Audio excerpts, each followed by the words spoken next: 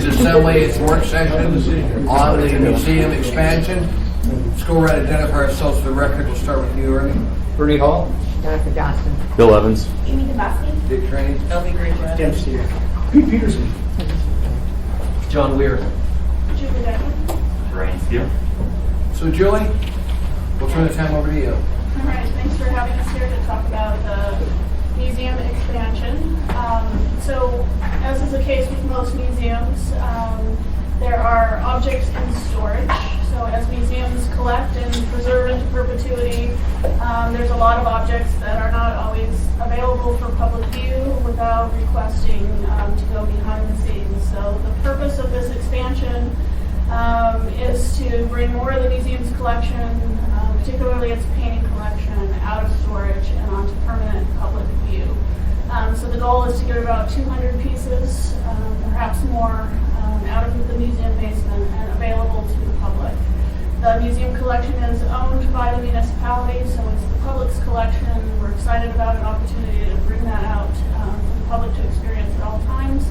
It's a privately funded expansion. It's made possible by a private foundation and a private donor who has gifted the full amount to the museum to enable the expansion. The timing is that we would begin construction in 2017, and John will talk about that. 2016, sorry, open in 2017. As we looked at the potential for an expansion, we realized that the park, the grounds outside the museum have become very much embraced by the community, very much used by the community, used by the museum for public programs, and we didn't want to take that park space away from the community with additional expansion. So we have targeted the north and east side of the original building, which was built in 1968. So there's a one-story section of the museum over which we will build a second story to add about 25,000 square feet onto the building. We have a great team in place that we've been working with for pre-construction services. We have not entered construction contracts yet. The goal is to enter construction contracts when a GMP is determined and at 65% drawings, which we anticipate will be in November. But we are working with Davis Constructors for pre-construction services, a number of sub-consultants, and we're very pleased to work with McCool Clarks in Green, who has a lot of experience in public projects, many schools, and a lot of experience with public processes as well. So I'm happy to have John talk to you about their approach to the project. Thanks, Julie. So as you can imagine, building the museum is a very special opportunity, and we're very excited to be part of it. Putting a team together that really can support that outcome has been part of the process, and I think the museum and MCG and the rest of the team have done real well to get the right team in place. And having Davis Constructors has been a real asset in terms of allowing us to dial in the costs more accurately than you normally would see in a process that doesn't use a CMGC approach for project delivery. So we set out with setting goals like most projects do. The main goals are listed here: expanding the galleries, as Julie mentioned, creating a great Alaskan museum experience. We're building a building on top of another building, a building that's used all the time, so we have to minimize those disruptions as much as we can. We, of course, want to express the values of the museum through the design and reinforce what they have done and continue to do very effectively. We're trying to drive down the operational costs. Everyone is concerned about that, and I think rightly so. We are looking at a $24 million budget. The central program of the facility is galleries, of course, and to support that, we have some support space for storage, loading, and similar style services. We have an expansion to the Discovery Center as well, and then offices for administration. The schedule, as Julie mentioned, we're going to get started here in earnest for permitting here in December. We have a public hearing with P&Z on November 2nd. We're going to be starting phase construction inside the museum in February next year, and the grand opening will be fall of 2017. Just a little orientation. This is A Street, this is 6th, and this is, as Julie mentioned, the beautiful outside plaza. The existing museum is here. The area in the darker shade is the expansion, which is actually being built over top of the existing building. So I'll give you a little orientation. It's A Street here, 6th here. The atrium space is here. So if you imagine being in the atrium space, then going over to the Discovery Center, which is here. And we're actually building adjacent to the planetarium around the edge of it. Right? So you have loading as back of house, receiving, a workshop area for Discovery Center, a mechanical space, and this is the expansion to the Discovery Center.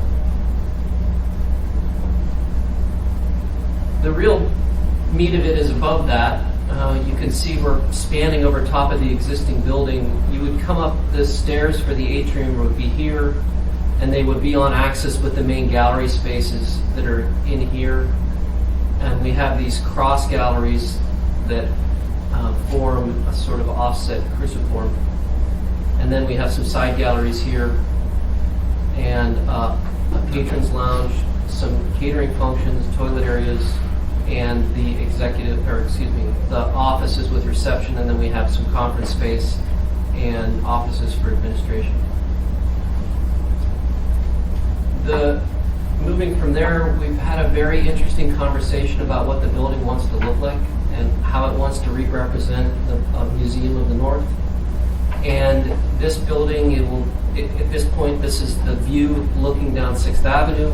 You would see this sort of first story element here. This is where the loading would be, and the offices would be here. And you can see these cross galleries are an elevated 26-foot high cross gallery that have informal galleries at each of the 3 end elements, and they create a very unique experience. We're planning on using a yellow cedar as the exterior material.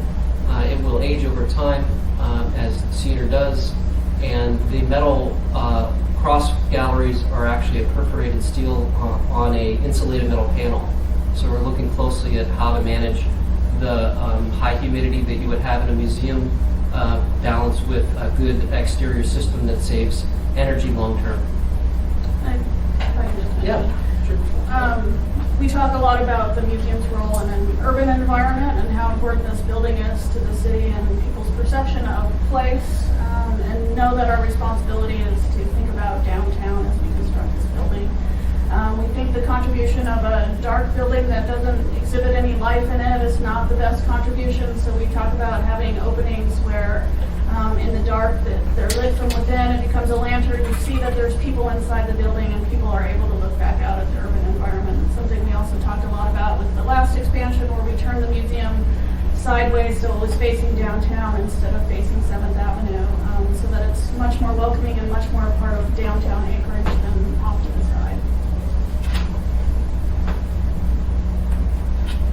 This is just some examples of the materials and looks that are represented in other projects. This is the cedar as it would be new, and this is as it ages. And just some other examples of metal buildings that use a perforated metal screen and some steel. As part of the project, we have to build it. So constructing the building will require us to have some traffic management downtown on 6th and A. We're working with the municipality. We've had some very successful conversations with them about how to manage the traffic, and I think we came to a decision actually this week, and working with DOT to do the same. The area in the red hatch would be an area that would be closed for the duration of the project so that we could have laydown and construction erection area. And then we have a small section of 6 weeks where we need to take an additional lane so we can swing in all the steel. And that would occur in the sort of off-peak hours. We would pull back in the steel erection would happen in the early morning and then pull back in from that lane so that we would have another 2 lanes of traffic for the peak hours when traffic's running out of town. We're happy to take any questions that you have. Ms. Gray Jackson. Thank you, Mr. Chairman. I don't have any questions, but I just want to thank you, Julie, and both of you, but you in particular, Julie, for doing a good job running the museum. And I do want to say that, as a legislative branch of government who appropriates money to the museum every single year, this is really something that this body needs to see. And I want to follow up with if something's going on in the museum and you feel that other entities need to know about it, then so do we. So if you want to schedule a work session to present things to us that we need to know, because it is a municipal entity, you can just call our clerk's office and she'll set that up. But I really think this is really, really great, and I'm just really happy to know what's going on with the expansion. So thank you. No, Thank we're you, happy Mr. to Chair. participate in regular work sessions as needed to keep you informed. Will the gift cover the full cost of this expansion? Covers the full cost of the expansion. Ms. Johnston? With your design, you're still having just one point of entry to the museum, so that there won't be anything on 6th or on 8th Street. Correct. From a public access and security point of view, it's preferable to have one main public entrance. Okay, thank you. Mr. Steele? Again, I'll echo Ms. Gray Jackson's comments about coming down and check to the restaurant. Also, if you want to get something out to people, there's always time on the agenda.